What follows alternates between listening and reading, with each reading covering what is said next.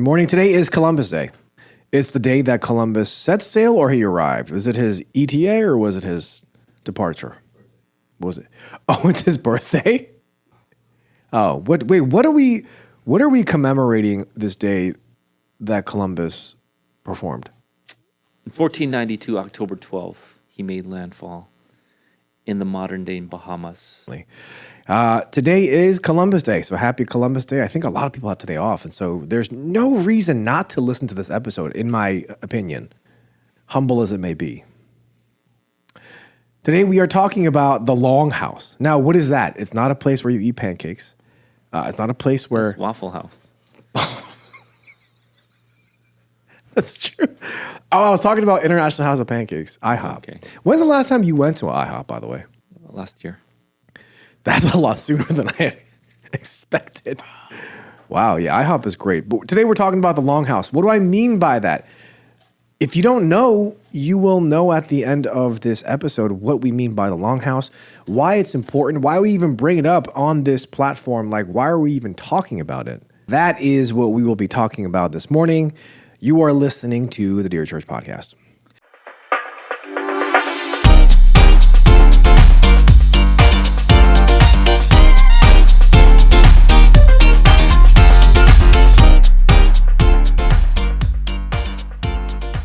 Welcome to the Dear Church Podcast, where we exist to fill your ears and your minds with the study of God to see the world as disciples of Christ. My name is Sam Yang, and we have with us Pastor Eugene and Chuntuk this morning. And this morning, again, we're talking about a very important topic. People might not know what this is, but you have mentioned the Longhouse prior in previous episodes. Yeah, people might not know what the term Longhouse, but they will understand the concept, I'm sure. And so that's exactly what we wanted to do today, is talk about the concept because you've mentioned it, and it would behoove us to discuss what it is and what this even means. And I want to reference this essay that is from firstthings.com, and this is kind of where it became very, very popular, this term. The historical Longhouse was a large communal hall serving as the social focal point for many cultures and peoples that were typically more sedentary and agrarian. In online discourse, this historical function gets generalized to contemporary patterns of social organization, in particular, the exchange of privacy for the modest comforts and security of collective living. So the most important feature of the Longhouse is the rule of the den mother.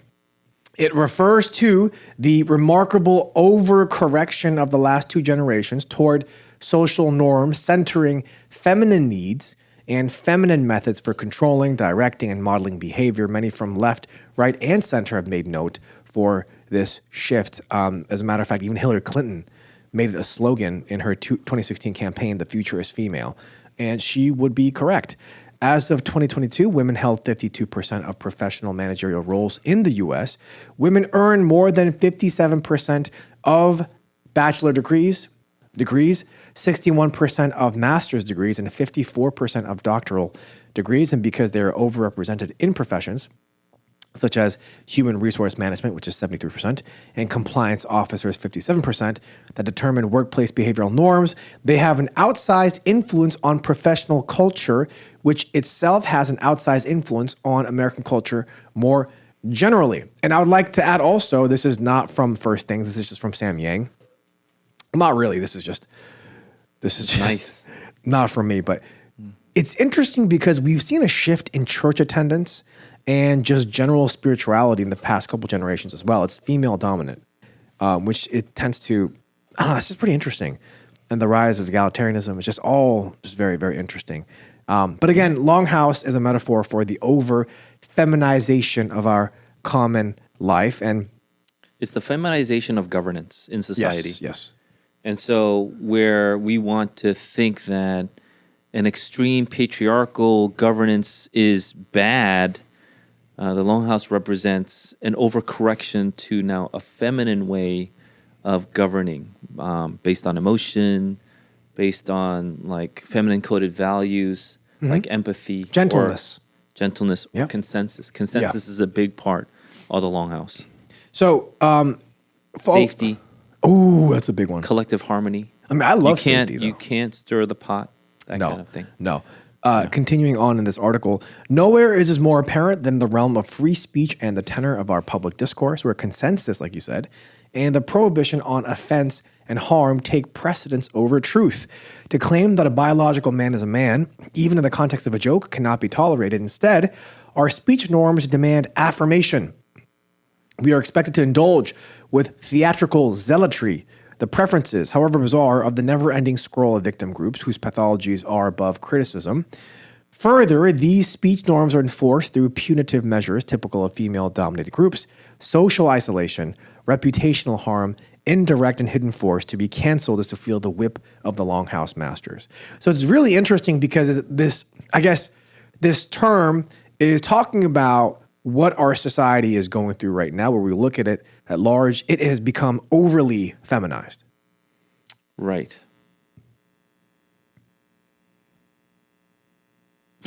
Do you want me to say more? But Say more. It's interesting because in response to this article also talks about the fact that that's partially why people like Andrew Tate are so popular now. It's very good. So this is one of the reasons why I wanted to bring it up. We talked about red pillism. Yes. And then the rise of Andrew Tate. Yep.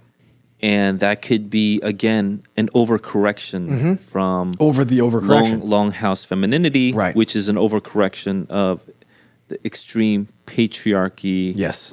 That I guess we could call it the extreme patriarchy, but we could get into that. Is there such a thing as extreme patriarchy in that kind of biblical lens? So do you think that's why so many in our culture now are focusing, again, and you've discussed this for a while actually. Do you think this is why so many people consider the importance of delivery now over the truth? Why do you think that we talked about how people raged against Charlie Kirk? Yep. They don't say that he was wrong. They say that what he said, the way he said it, was wrong. We talked about tone policing. I talked about Longhouse control in the past episode. Yeah. And so when we're talking about feminine values, we're not saying feminine values are bad. No. We are saying that this will now, so this overcorrection where what was primarily known as a feminine value will now supersede the other values that we had. For instance, like when I was a youth minister, I would love it when the guys in the youth group would compete, basketball, wrestling, whatever it was, arm wrestling, actual wrestling. And then who would get really scared would be, for the most part, it would be the women leaders. Yeah. And rightfully so. I think that they bring something to the table by the maternal instinct that they had. And no matter how strong or, how aggressive, let's say, a woman leader was, for the most part, the maternal instinct will kick in and be like, are you sure? We had one guy lose his tooth in youth group. And I was laughing, but the other people were not laughing. They were so scared. But if you dive head first into someone's foot, you're going to lose something. And fortunately, he only lost a baby tooth. He didn't actually lose a real tooth. Oh, baby tooth. But then people were mortified that this could happen. And so, there is that kind of tension between raising kids in a competitive manner and raising kids in a more protected, maternal manner. You need both. You need both. But I'm saying when it comes to governance, there is that overcorrection that we see now where it's overly feminized, overly maternalized. And we see this represented in the workplace. You mentioned over 70% of HR employees are women. Yeah. Because they're the ones submitting to the den mother. They're the ones trying to keep control over what you say, what you do, how you act, what you wear, and all those things. That's what HR basically does. Right. It's conduct control. It's thought policing in a sense, right? The police, yeah. Right. So you could have the thought, make sure you don't talk about it, that kind of thing. You could have this thought, but make sure you don't share. That's why we have this overcorrection even in workplaces where you can't talk about your faith and all. All that stems from a Longhouse type governance. And so this is like, you have the den mother. This is the culture and the rule that you want. And you see all these people line up to try to make sure that they don't disturb the den mother or her policies. So I think maybe one of the frustrating aspects of this is understanding what this is, understanding that this is the reality of our culture. How do we even break out of something like this? Like, is this necessarily a bad thing? Because maybe some could say, well, in the past, society was overly male dominant. All the leaders and all the people in office and all the people that were in positions of power and influence were male. And look how that failed. And now we're in an era or a season in which females are in leadership positions. Why can't we just give this a shot? Is this such a bad thing? Yeah, so I think you mentioned punitive overreach, or you alluded to it. That's what we are seeing today, where, let's say, if you're in pop culture, you might understand the reference, or you understand where this was from, but it was a comedian's dream. His heart was all into hosting the Oscars. Right.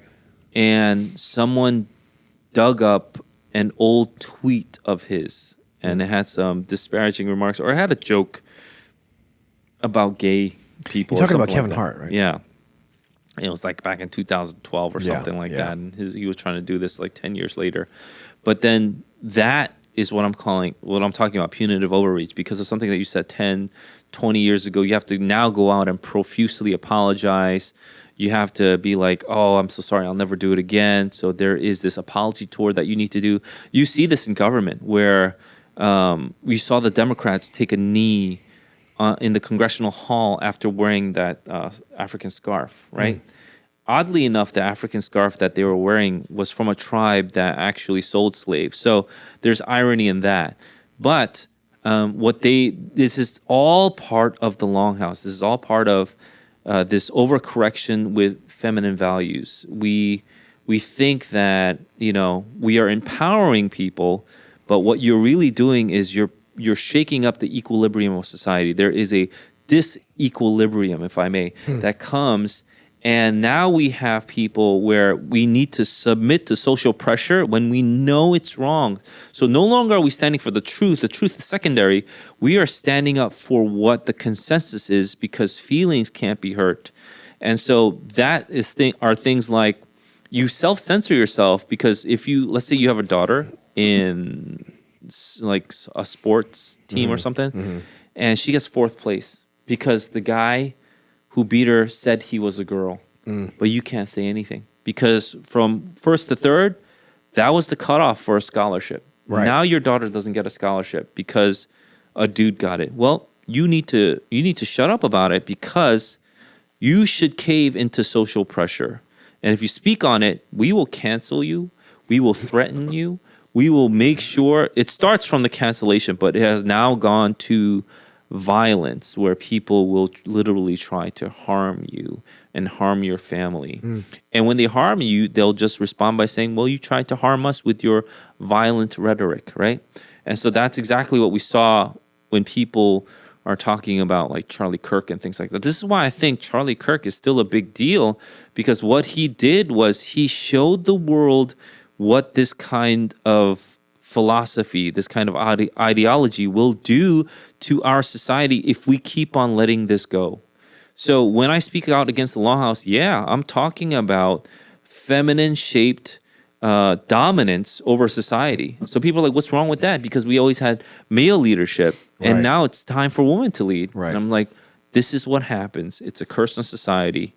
And this is why people, if anything, this may be, I don't know. Is this going to be the episode that cancels us? I don't know. But if we have been canceled already, I don't know. But this is, we're going to hurt some feelings on this one. 100% we're going to hurt some feelings, because for the most part, a lot of people think we should have brought some femininity into the workplace, into the government, into society leading roles. That's not a bad thing. And I'm telling you now that is a bad thing. Well, so when you say that, people think that not bringing in femininity into the workplace or into society, the opposite of that is just everyone being, sexist, making, sexually immoral jokes, all this locker room talk. Like, it's not very formal. It's not very caring. It's very brash. And people think that's what the opposite of bringing femininity is. That's exactly what I'm talking about. That's exactly what Andrew Tate brought back. Right. So he thinks that is the opposite of the Longhouse.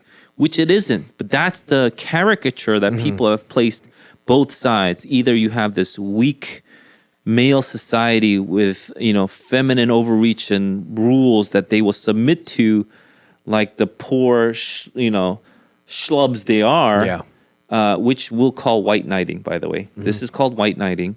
And this is where a lot of these so-called leftist men, you're so confused. Why are they like fighting so fiercely for this stuff when it obviously makes them a fool? But to them, they have become the white knight for these ladies. For the ladies that are on this liberal bend or leftist side. And then you have the other side where you think that there is now toxic femininity. We got to get femininity out of everything, cut it all out. Men need to rule, period. And then you take all the excesses, the extremes, and then instead of saying these are the extremes, we'll say that is now our identity. These extremes are what identify us as men, meaning, we get to sleep with as many women as we want. We become brash. We become, we talk terribly in the workplace. That's what men are, right? Instead of thinking, no, that was never good in the first place. However, the overreach, and I'm going to get into what we're talking about. The overreach is because men were making sexist comments. Now we have to start policing, rhetoric. We needed to start policing people's words. That's why you will not say certain words right now. That's the effects of the Longhouse. When I say, can you say this word, you won't say it. 20 years ago, people said it all the time. 40 years ago, people said worse things, right? But isn't that progress, though? Some That's what people will say. However, this is what happens. People think that is what measures our progress. And I'm saying that is the opposite, and that actually doesn't measure our progress at all. In fact, we're looking at something else and thinking that's progress. Progress in society isn't whether we have better speech or a better policing of speech, because we know that once we lifted that gate, a ton of young men who never talked like that before, by the way, are now talking like that because they think they need to go back to their male roots, right? Because they're so confused, right? This is masculinity. Right. So people thought they were making progress. That's not progress at all. What that is that's soft fascism. That's soft authoritarianism. This is what people have always pointed a finger at Donald Trump in, but this is exactly what the leftists do. So let me get to what is true. What's true, or what is good and what is beautiful, is merit. So what you go is you leave the merit-based society and you think now you can measure. This is exactly what I'm talking about. You measured progress based on your language and your speech patterns. That's not progress at all. Progress is merit. Progress is substantive increases in, let's say, wealth, prosperity. There's gains that you could actually put together in society that you could measure. Yeah. It's not whether we can speak in a certain way or not. Remember, who polices speech? In 1984, it was the authoritarians. They police speech. Policing speech isn't the point. And so, what does the Bible ever say you can't say this word or that word? Absolutely not. But they say you should speak in a kind manner. Yeah. And so we all try to speak in the kindest manner we know. And guess what? Through sanctification, it gets better. That's progress. But increasing in the policing and then thinking that's progress is false. It's not the same thing. And I get it that I guess that opens us up to a lot more questions that I'll leave for you. So, even on that regard, right, I understand that changing like the words that come out of your mouth, changing because your heart has changed in sanctification, that's progress. So I understand that's true progress. But in order for us to get there, there has to be some benchmarks or some kind of things that we can see from the outside. Isn't that why there are now these PC rules? You have to be politically correct in everything that you say. Isn't that still technically progress? Because we're trying to get people there. Yeah, what has this led to, and this is I want to talk about the results of what this has led to, and this is also in what's that book by Jonathan Haidt, The Coddling of the American Mind. Yeah, and so this is also obviously he didn't say the word Longhouse, but this is one of the concepts that the Longhouse is bringing out. So what we want to do is we want to protect people's feelings. We want to make sure that you know, there is a communal moralism that we want to police. This is where we're trying to get to, even where Christian nationalism, really needs to be defined. So is there a communal moralism that will be dictated by the federal government, right? Is there a standard where we go beyond the laws that we have for like the infringement of property or, you know, physical harm, and we go beyond that, and now it's speech too, because speech, we're saying, harms me. And so that's the coddling of the American mind. We're so weak now. If I call you something, you are now paralyzed in your room and you're anxiety ridden, and you're like, oh, I can't believe you said that. And then, you know, I need to kill him, that kind of thing. And so this is the shift of a healthy society that was getting healthy to now a deteriorating society, where now it's all about safety in every sense of the word. Safety in every sense of the word. So I need to be physically safe. I need to be mentally safe. I need to be spiritually safe. I need to be emotionally safe. I need safety. And so who's going to give me that safety? And you're saying the dead mother needs to give me safety, because she's the one that is dictating what are the communal moral rules out there. And that goes down to the T. Goes down to the T of what you could say, what you could do. And this is not freedom. This is not free expression. This is not living out what we have been given as a God-given right. And that's interesting, because that word safety is actually played out in a lot of different ways. A lot of times, people of quote unquote marginalized, communities like the LGBTQ will say, "I don't feel safe. Your words don't make me feel safe." And they blame safety for, them completely rejecting you, or them, acting in the way that they're acting, because they're responding to the lack of safety that they feel. And so it's very interesting how you kind of see all these things play out in the culture around us. And it's all kind of condensed into this concept of the Longhouse. Yeah, let me go into some examples, not specific examples, but broad, general examples of how society has changed. So, pre-Longhouse, we'll say traditional norms. Yeah. If you have a problem, you know what you would do? You would come to me. Mm-hmm. You would say, Pastor Eugene or Puge, whatever it is, huge, I don't know, whatever it is, I have a problem. Do people call you that? In good conscience? But they'll say to me, I have a problem. You did this, and I don't think that's cool. Yeah. And it really is honor-based. Like, it has everything to do with honor and dignity. It doesn't have to do with feelings. Does that make sense? Yeah. So I could diss you. That's fine. It used to be like that. I'm telling you, it used to be like that in the 80s and 70s and 60s. It used to be like, you stink. Like, ha ha ha, y'all laugh about it.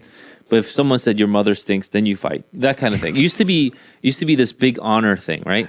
Because there was a line where you crossed, and then now you're going to someone's honor, right? Yeah. So that's what, even in Western society, forget about even Asian society, that's huge, right? And so it used to be direct confrontation and honor-based. Longhouse is now indirect ostracism. So you don't talk to them. So when, let's say, they think that I hurt them, they won't tell me. But they will ostracize me. They will tell other people, like, oh, you know what Piyush did? I'm not feeling so well because of what he did, blah, blah, blah. And they always feel out if they can get a consensus. So let's say we're talking about, I'll give you an example. Let's say Junseok did this, so I don't like it. So I'm not going to talk to him. I'm going to talk to you about Junseok. I tried to share my feelings with Junseok, but he seemed pretty distant, and he kept on being distracted by something else. I'm really disappointed. I listen to what you have to say. I actually go, how is he going to respond?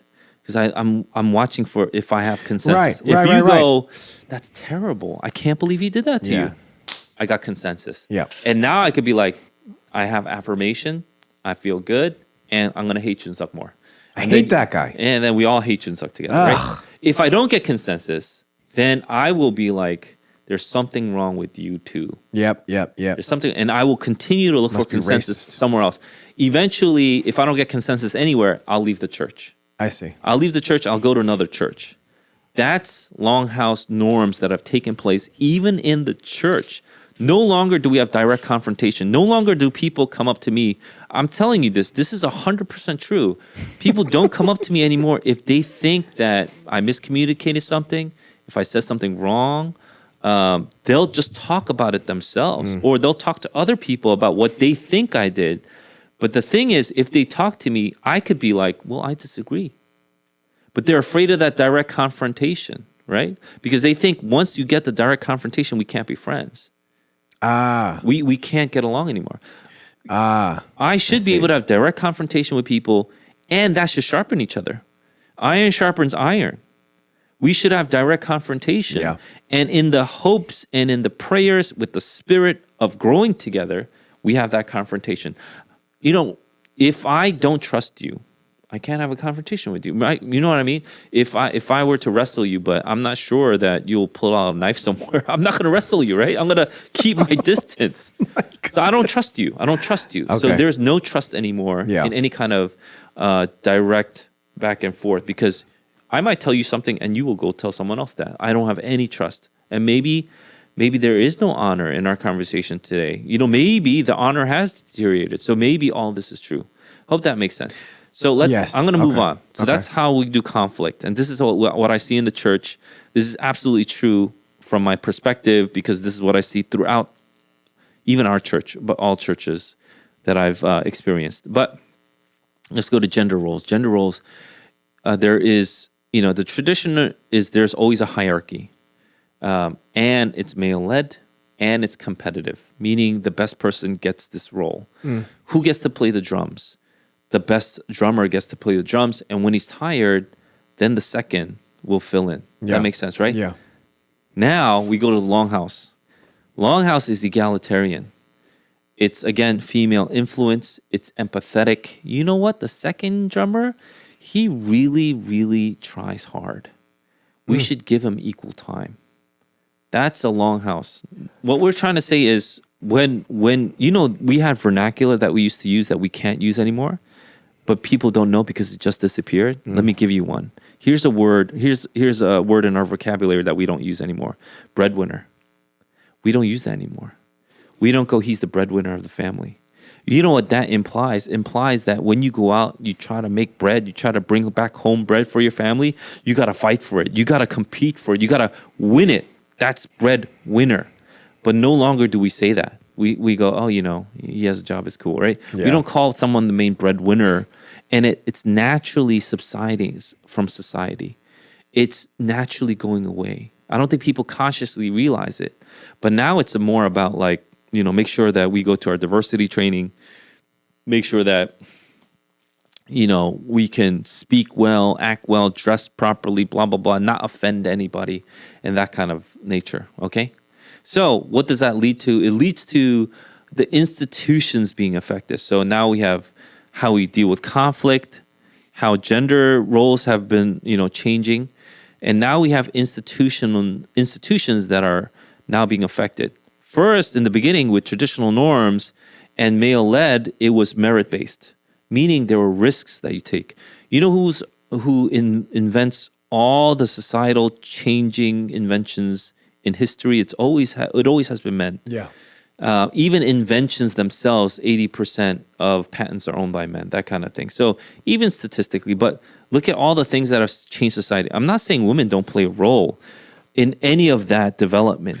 But what if someone were to say, well, that's the case because women weren't given the opportunity to do Now that? they are, and still nothing has changed. In fact, society is now deteriorating and more because merit, risk-taking are more dominantly characteristics held by men. Yeah. And so men will throw their kid, you know, into the fire. Women will protect them. Fire? You mean water? No fire. Like, you got to train them. You got to go through the fire and the flame. I thought you meant like It's in the literal crucible fire. of the flame that we are formed. Oh, okay. Okay. And let's say Longhouse norms, if they take precedent, if they take priority, then safety and inclusion is. That's why you have safe spaces. You have to make sure that everybody's included. That kind of thing. safe. Those become priorities. Yeah. And now you're saying, well, what's wrong with that? Because you're in the Longhouse, you don't know what's wrong with that. I'm saying there's something wrong with that, and it's showing throughout society.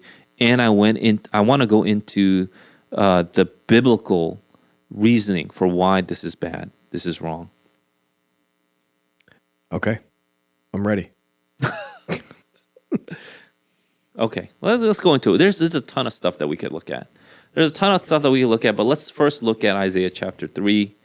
And this is a very popular verse, right? I think it's Isaiah chapter 3, verse 12. Isaiah chapter 3, verse 12 reads, "My people, infants are their oppressors, and women rule over them. O my people, your guides mislead you, and they have swallowed up the course of your paths." So Isaiah 3, God is pronouncing a curse on his peoples and saying this is a detriment, this is a bad thing. What is that?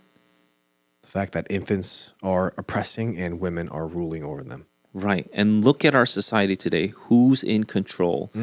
And that's why the 2016 motto that Hillary Clinton had was so apt. And people didn't understand. At first it was "I'm with her" or something like that, but then she changed it. The future is female. And that is pronouncing a curse on society.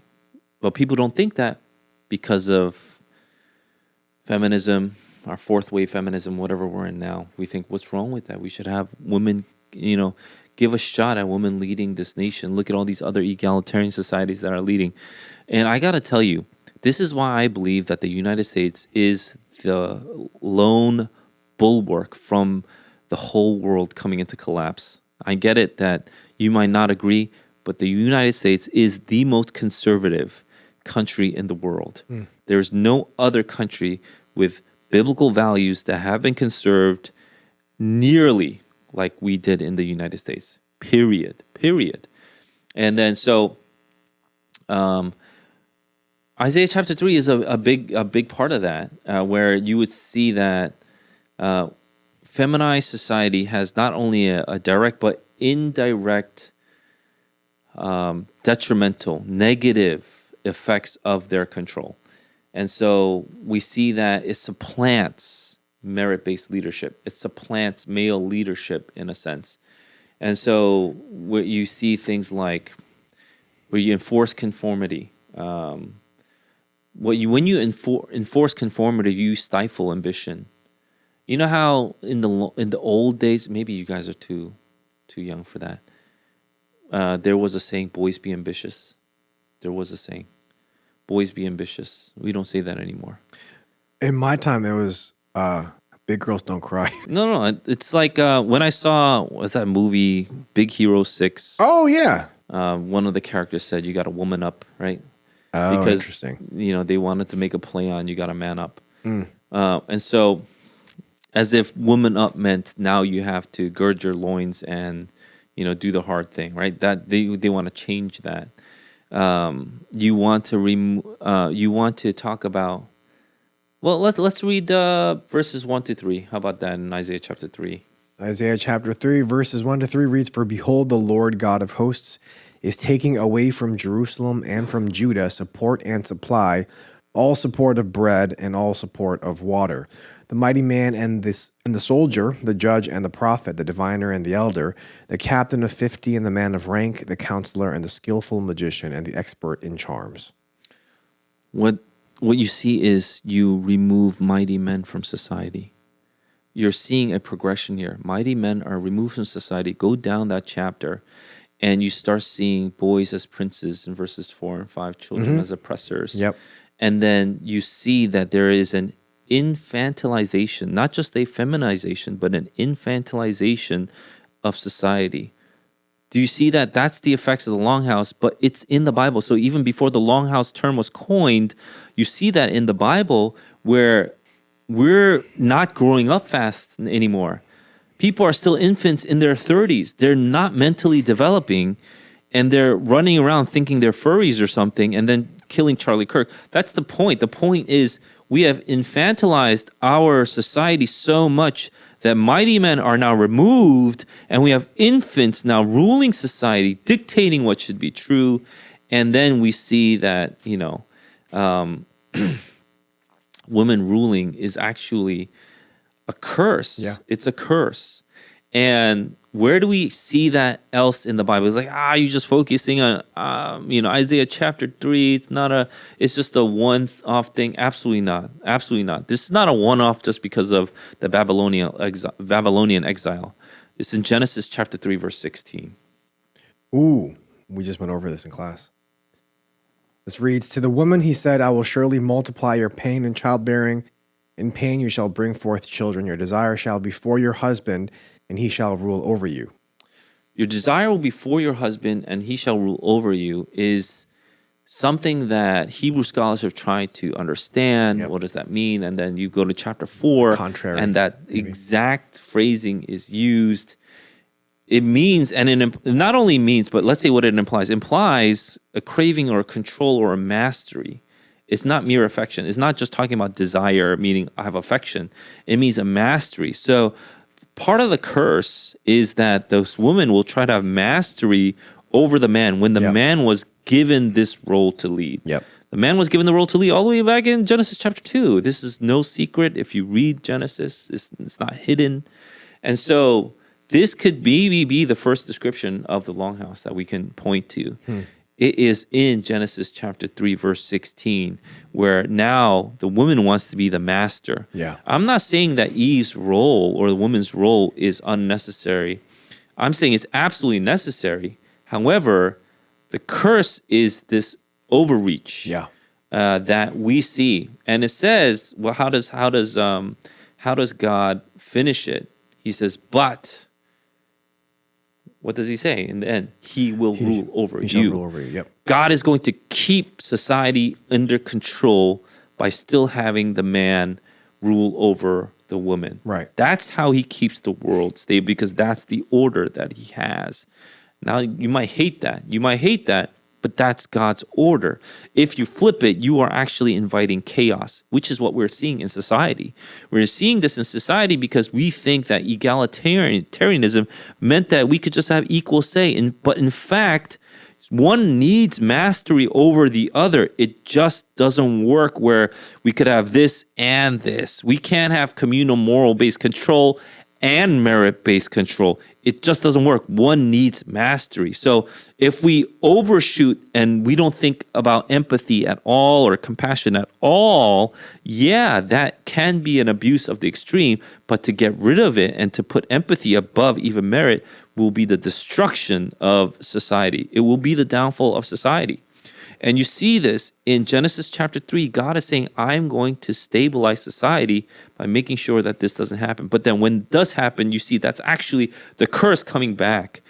I'll go stop there. So what if someone hearing that said, okay, I understand where you're getting this from the Bible, and I understand that women and men have separate, distinct roles that are different, at the same time equal in dignity and worth, and I understand that. But where is the line then? Because it almost feels like you're trying to push for a misogynistic society where men are in control over everything and women don't have any say. Like, is that what you're vouching for? Like, is that what you're trying for? Then in what sense do women have any voice, any type of contribution to society then? Yeah, women have an incredible part in contribution. They just don't like it. It's childbearing, leading, protecting the home, making sure that men don't go overboard with, let's say, shutting down emotions and making sure If you do that though, you're pushing us back 2,000 years. It's women play the role of Azer, helper, and making sure the man doesn't go too far. And men need women in the same way women needs a man, but in that same manner, a woman needs a man. They both need each other, but they need each other for different reasons. A woman doesn't need a man like a man needs a woman. That's not true. Yeah. And so let's look at 1 Timothy chapter 2, verse 11 and 12. We'll go back to this one. It's almost like our complementarian episode that people disliked that made you stressed. No, it was just one person, but it was me, I think. I did dislike it once. I wanted to give us some clout, but This is 1 Timothy chapter 2, verse 11. It reads, "Let a woman learn quietly with all submissiveness. I do not permit a woman to teach or to exercise authority over a man. Rather, she is to remain quiet." So this would have been groundbreaking back then, because the point is a woman should let a woman learn. Yeah, yeah. Let a woman learn is actually a biblical principle. Women should learn. In quietness and full submission, maybe not so much. Maybe that would have been so groundbreaking. Right, but right. he is reinforcing, and if you look at the rest of that passage, he's reinforcing creation order. He's reinforcing creation order so that a woman will not teach or assume authority over a man, which is the curse again of Genesis 3:16. Yeah. Man, if you don't get Genesis 3:16, you don't get Isaiah chapter 3 verse 12. You hate this verse. You hate 1 Timothy chapter 2 verses 11 to 12. You hate it. And so what has happened? What has happened in society is when people rejected this and they let women lead, this is where Tertullian came in. Historically, church fathers have had to fight against Gnosticism and all these heresies, because these heresies really, really focus, interestingly enough, on women leadership, which is so fascinating. In my opinion, it's fascinating because they are tied together. Female leaders, remember the female priestesses and all that stuff coming into the church, even in Paul's time, because they would be outspoken. So all these things were happening, and it is because the emotional driven ministry is seductive. It's seductive even to men, because then men don't have to fight anymore. They could, do this other stuff. But then, this is something where, like, we used to think it's cringe, but as society continued to fall into this, our consciences are getting more and more seared. So no longer is this cringe. No longer is this something that is kind of like even detestable, despicable, to have these qualities be the main qualities of our leadership. But now it's the main qualities that we want to celebrate. Remember when Joe Biden was becoming president, what did they say he was? He was a president because he was empathetic. He's like, I want an empathetic president. And I was like, I don't want an empathetic president. I want a capable president. I said it back then. I want a capable president. I think I even said it on the podcast. I want someone who's able to lead the country, not someone who's empathetic that I can have a beer with. I remember when Kamala was running, she went on the Stephen Colbert show, that Tonight Show or whatever that he had, and they're like, I just want a president that I can have a beer with, and they had a beer together. That was, to me, the stupidest thing. I don't want a president that I could have a beer with. It might be nice, to have that, but that's not a main quality. That's like number 532 on my list, to have a beer with the president. That's not even remotely close to my top one. And yet, because of this Longhouse feminism, it rose to the top. What should be 592 went all the way to number 1. I just want a beer with the president. I want a president that I can sit down with and have a chit chat. No, I want a capable president who is effective in executing orders, laws, is effective in his leadership, who can uphold the Constitution. Those are the things that we could talk about, right? In a more detailed manner, I suppose. So I guess someone listening to this could think, okay, I understand what you're saying, and I understand that this Longhouse ordeal is an overcorrection, which is not correct. An overcorrection, that's not correct. A wrong overcorrection. It's just overcorrection is fine. You don't need to add anything to it. Yeah. But so now it's okay. So we unpacked it. It's out in the open. But now what? Like, how do we then take this information now and fix it? Like, how are we supposed to fix this in our lives, especially if our work culture is run this way, if our society is run this way? Like, what can little old me actually do in this huge current of feminism? Yeah. I mean, what I see examples of in the Bible is matriarchal leadership leads to tyranny 100% of the time. And, men can also be tyrants too, but definitely not 100% of the time. And that might sound extreme, but let's see some examples in the Bible. Let's go to 2 Kings chapter 11. You could just read the first few verses 1 to 3 actually. 2 Kings chapter 11 reads, "Now when Athaliah, the mother of Ahaziah, saw that her son was dead, She arose and destroyed all the royal family. She murdered every single royal heir. Yeah. Keep You on want to going. keep reading? Yeah. But Jehosheba, the daughter of King Joram, sister of Ahaziah, took Joash the son of Ahaziah and stole him away from among the king's sons who were being put to death, and she put him and his nurse in a bedroom. Thus they hid from Athaliah so that he was not put to death. And he remained with her 6 years, hidden in the house of the Lord, while Athaliah reigned over the land. Yeah. And so he was kept away, so she wasn't able to destroy the entire lineage, otherwise effectively destroying the entire nation. This is Isaiah 3's curse. Feminine rule is shown here and described, and this is going to get you upset. I get it, but how is it described? It's described as chaotic, and it's described as anti-God. And so we need to keep on looking at that. Keep on looking at more verses. Don't just look at this one. Don't look at Isaiah chapter 3, and look at the whole theme of that. Lamentations chapter 1, and I talked about it. And why don't we read Lamentations chapter 1 verses 1 and 2? Lamentations chapter 1, verse 1 and 2, where it's, how lonely sits the city that was full of people. How like a widow has she become, she who was great among the nations. She who was a princess among the provinces has become a slave. She weeps bitterly in the night with tears on her cheeks. Among all her lovers, she has none to comfort her. All her friends have dealt treacherously with her, and they have become her enemies. Israel is depicted as a wife here who is adulterous, rebellious against her husband, and she's like living like a widow or something like that. Like he's not even alive. That's the point. And this is the point. What does this all point to? Why does God give us this order? Because it reflects his character, and his character is that this is good for society because this is who he is, and this is what must be reflected in society, because then society will thrive, society will continue. Without it, there's going to be chaos. The woman should submit to the man, just like Israel should submit to God. That's the point. The point is there's roles because it points to the ultimate order of God or who God is. Women submitting to man because man is inherently good is crazy. That's not the point. Man, if you're a woman and you're married to a husband, you know that your man isn't like inherently good. He might not even be better than you, smarter than you, stronger than you. He might not even be stronger than you, to be honest. Yeah. However, the order that God has placed isn't because of certain things that man has to be. It's because God has made it that way. God has made it this way because it points to the ultimate order of who he is. It's great if a man is smarter, wiser, stronger than you. That would be great. That would be great. But that's not the point. That's not what we're talking about. This is the order that God has put in because there are inherent things that we need to fulfill in our roles for society to function.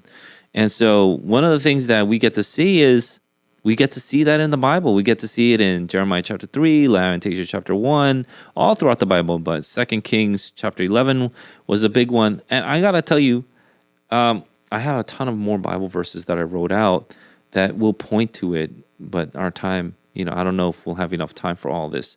But when we go all the way from Eden even to Judah's fall, we could put everything in there. We'll see that the infantilization, the feminization of society are signals of divine judgment all throughout the Bible. All of a sudden now in our egalitarian society, we think that because of Jesus Christ, everything is now all gone. This is not true. This is not true. And so these are warnings that we saw for thousands of years that now, 2,000 years after Christ, we think we know better. That's the crazy part. We think we know better, and we lived in this feminized society thinking that, well, I guess I could function. It's not terrible. Is it because we're so afraid of going against the societal norms that the den mother has pronounced, right? And so that's what I'm trying to push up against. That's what I'm saying. This is not scriptural. This is not biblical. And Scripture calls for this kind of balance, that women fulfill their roles that they've been given by God and men fulfill their roles that they've been given by God. And they are not equal. They are different. Some obviously fall together, but there are definitely some different things that men and women do. And they're told to us broadly and some specifically in the Bible. And I hope that we can really, really adhere to that. So then for us listening, does it start in our family? Like, where do we start? It starts with your understanding of who you are. That's why everything starts with,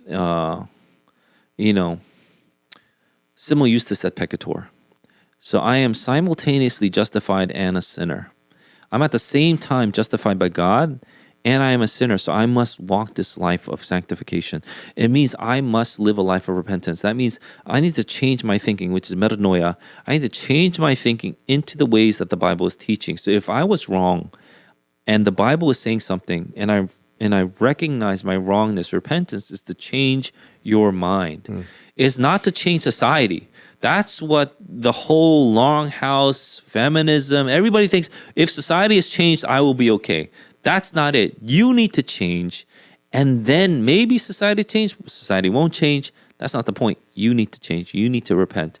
You need to go back to what is a good, right order that God has given us. The good, right order that God has given us is something where we need to continue to meditate on and follow, and not give in to what we think are societal norms that, why don't I just give in to this little thing? Is it so bad to be empathetic? Stop being so, stop being so traditional. Stop being so conservative. That's not the point. The point is, if you give in to this, what you're actually giving up is scriptural mandates. That's what I'm trying to say. And so we cannot give in to this. We must stand firm and say, even if society was to condemn us, even if I am the only one in the entire world, if the Bible says this, we have to say we will stand on that. Because the whole world will pass away. You know what won't pass away? The Word of God. And so let it not just be me. Let it be you. Let it be our church members. Let it be the people that we're standing alongside. Let it be the people that listen to this podcast. Stand on the Word of God. And stop thinking that we have to progress away from the Word of God. We need to reform back to the Word of God. That's what we need to do. And understanding things like the Longhouse is understanding biblical concepts. That's my point. Thank you for that. I think that's really helpful. And, it's helpful for us to know what is going on in our culture. At the same time, it's just as helpful for us to know how then we are to combat it. Like you said, by understanding who we are, and then it kind of spreads from there. So I think that's really, really helpful. Are there any last thoughts that you'd like to make on in terms of this topic? Yeah, I really wanted to go longer, but our time is up, and I wanted to address maybe some criticisms that people have gone. But let me broadly address it. People will always critique you based on the extremes. Okay, so right. What if a husband beats his wife? Are you still saying that patriarchy should rule? They'll always go to the extreme. Same thing with the whole abortion argument. If my daughter's raped, incest, right, or incest, are you saying that I can't abort? So you always go to, and people will always argue the center through the extremes. We can't, obviously, we won't fall for that, but knowing how to argue against it is important. And things like, without giving up, you can't give up the gold. You can't give up the treasure. You can't give up the core, is my point. So, yes, the extremes are bad, but that doesn't mean the core is bad. So if a man beats his wife, that is bad, and we can universally condemn that. But that doesn't mean patriarchy is bad. That doesn't mean the core is bad. Patriarchy is a good that God has given us. The extremities are bad, sure, but extremities in anything could be bad. That's why we don't put our hand to the fire, because extreme heat is terrible. However, in cold weather, heat will help us. We don't jump in the fire, right? And so those are things where I hope that people will not fall for when they quote unquote give people or give critique back to us saying, what about these extremes? Right. Yeah, I think that's helpful for us to know as well as we conclude this portion of our episode. Thank you for that. I think that's, again, it's great for us to know what's going on in our culture, and great for us to understand how we're to then respond to it as Christians. And if you have any questions on anything that we talked about, then you can always email us at podcast@cgsnj.org. What's that popular saying that people have been saying for a while? You win some, you lose some. That's true. You have to know when to hold them. No, that's a different one too. Or fold them. But was that like strong men create easy times create Oh, weak I men. like that one. Weak men create hard times. Yeah. Yeah, and so that is something that is a truth that we'll see play out in history. What time are we in now? Easy times. We're in hard times. Oh, I mean hard times. We're in hard times. This is a terrible thing, and I don't know if Brian's going to keep this, but something that you said before reminded me of this, and something that you just said reminded me of this. Do you think that the rise in homosexuality amongst men is due to the fact that men do not go to war anymore? I like questions like this for the podcast, to be honest. Really? Yeah. But okay, so the reason why I asked this, right? If you're at war, you don't have time to think about useless things like homosexuality. You just don't. You're fighting for your life. That's not what you think about. You don't have the leisure to do those kinds of Luxury. things. Is it a luxury? It's a luxury of society. It's the excesses of society. Right. Because if you need to have your nation survive and there's like 2 men and 2 women left and you're the last of your kind, you're not thinking, No. I should have this relationship that won't help me propagate society. Right. So if you're thinking about the bigger picture, you see what's priority. But luxury means I can think about something else other than what is primary. That's what I mean by luxury. And so we don't have warfare anymore. We don't have men fighting for their lives anymore, right? We don't have that anymore. So do you think these soft times, these times Easy times will create weak men. Do you think the rise in homosexuality is due to easy times? Well, it's one of the sins that we always have to fight. I think it's going to be in any society, in every society perhaps, because it's a sin that's pervasive with sexual immorality. And once let's even go back to Exodus. Once they left Egypt, they were thinking about orgiastic play.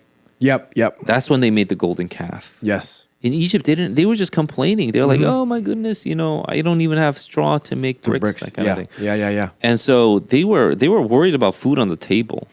Once they had their freedom, that's when people's minds start to wander. Yep. And so God says, "Here's freedom, but here are some limitations that you should put on yourself because when you go out of these bounds, it's actually going to destroy you and your society." And that's why, in 1 Corinthians 6, it talks about it just talked about homosexuality in the translation, but in the actual Greek, there's 2, right? There's 2 words, the effeminate and the one who lie with men. And so those are basically terms where we can see that it is a sin to be effeminate. If you're a man, you can't do that. Men need to be men. Yeah. But then, because of the luxury that we live in now, people are like, well, what's wrong with that? Why can't we have that? Because what about the arts? What about food? Right. All the good stuff comes from, let's say, people who are creative. And if you want to be creative, you got to have blue hair. I've heard all the arguments, by the way. And so people convince themselves that creativity comes from going away from conservative values.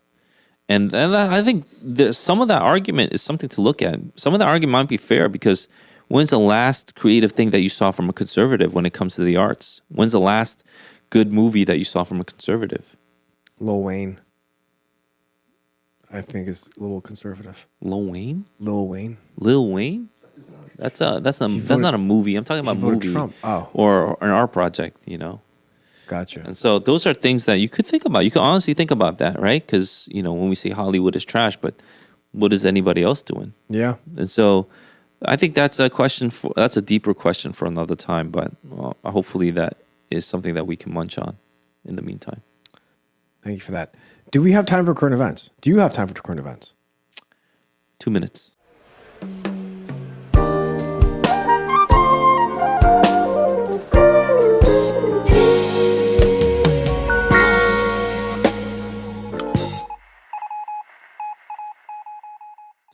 Okay. 2 minutes. This past week, we saw some news come up, and I think it was reported by The Blaze, of a small business owner by the name of Daniel Keene down in Texas. And he posted a video of an Indian block party taking over an entire street of his neighborhood. And he expressed his frustration at the cultural changes that are happening in his area. And he tweeted, we have to cancel the H-1Bs. I want my kids to grow up in America, not India. H-1Bs are visas that are given. It's a temporary employer-sponsored visa that allows U.S. companies to hire foreign professionals in various occupations. And so he was talking about the fact that we need to revisit how we give out these visas, because he doesn't want his kids to grow up in India. He wants his kids to grow up in America because that's where he lives. And this was met with a lot of backlash. His gym membership got canceled. Like, his CrossFit gym called him and they told him that he can no longer go there anymore. So this has taken a huge toll on him in his life. And his church got involved. His church, at this Trails Church down there in Texas, there was a lot of back and forth that happened. I think at first they called him and they told him to repent, saying that the post was uncharitable. So he deleted it, actually. He deleted it because it was causing stress for his family. But he didn't change his position on immigration or the H-1B visa in particular. And after that, the elders, or actually, I don't know if it was after or prior, but the elders went through the last years of his X account. Yeah. After that, they looked at all his tweets or X posts. And they found 2 problematic posts that they found concerning. And this individual says that he was unable to get a straight answer from the elders on the actual substance of his offense. He actually even asked that they would put his offense in writing, but they denied that. And they wanted Keene to apologize for his post and to abandon his position on Indian immigration. The elders also told him that this was, on the path of discipline. This is a pretty serious offense. And actually, some while later, the elders formally asked Keene to leave the church. Yeah. And so they wanted to dismiss him. And so he left because he actually posted like some podcast clip about it, about something else. I mean, the short answer is listen to the Longhouse episode we just did. Yeah. And you'll see this. But obviously, if you want to take this with a little more nuance, I don't really want to get into other church discipline issues because that's for the elders and you just got to pray for the elders. Yeah. It's never easy.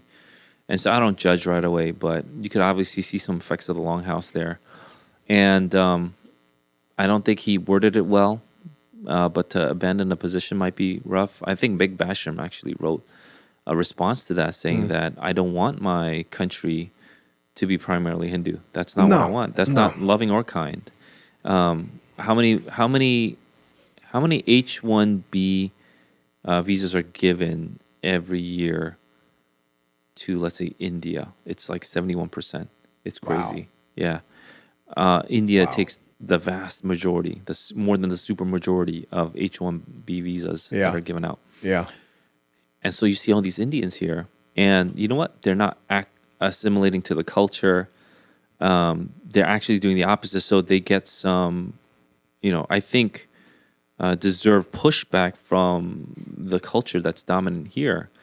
A nation has a culture. You got to accept it. You can't just be like, I'm just going to live like I did in India. You got to live like an American. So thinking that is not racist. It's not bigoted.